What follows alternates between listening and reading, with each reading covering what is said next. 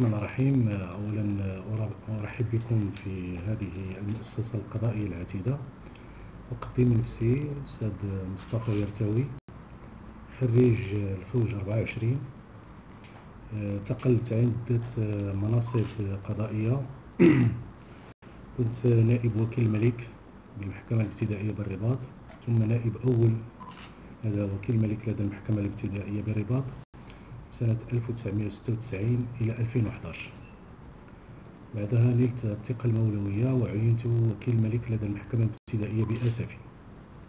بعدها تم تجديد الثقة المولوية وتم تعييني وكيل الملك لدى المحكمة الابتدائية بالرماني. بعدها توليت منصب الوكيل العام للملك لدى محكمة الاستئناف بالحسمة، والآن أنا في هذه المؤسسة القضائية العتيدة محكمة الاستئناف بوجدة. كما أنني أشتغل كأستاذ بالمعهد العالي للقضاء، وعندي اهتمامات إعلامية وحقوقية في هذا المجال.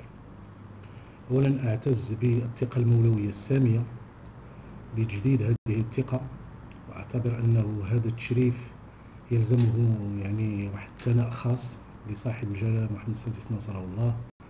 ولكن كما قلت في كلمتي أثناء تنصيبي اليوم، فإن هذا التكليف أو هذا التشريف يتطلب تكليفا مني أكثر والتزامات مهنية أكثر لتجويد العمل القضائي داخل هذه الدائرة.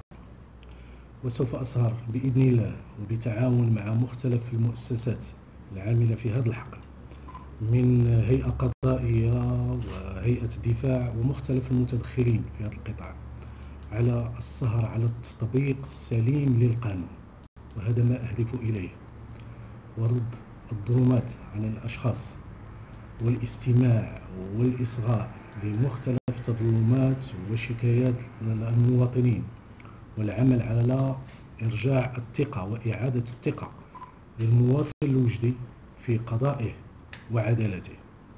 كما سأعمل بإذن الله على تخليق الحياة العامة لمحاربة الفساد بكل أشكال أنواعه بالحزم والصرامة تطبيقا للقانون. كما بإذن الله سوف أعمل على تحقيق النجاعة القضائية، وهي أهم شيء، والهادفة بالأساس إلى احترام الزمن القضائي والبت في القضايا في الآجال المعقولة المنصوص عليها دستوريا.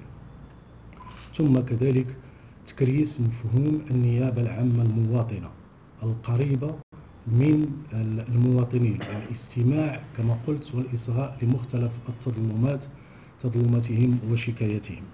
ثم أخيرا هناك ترشيد الآليات القانونية الحادة من الحرية، وأهمها الاعتقال الاحتياطي الذي أصبح هاجس السياسة الجنائية في المملكة. ثم كذلك إشاعة ثقافة حقوقية وإشاعة قيم النزاهة والشفافية والحياد والتجرد، حتى نكون عند حسن صاحب الجلالة إن شاء الله على مستوى الثقة التي منحنا إياها. وشكرا لكم. شكرا.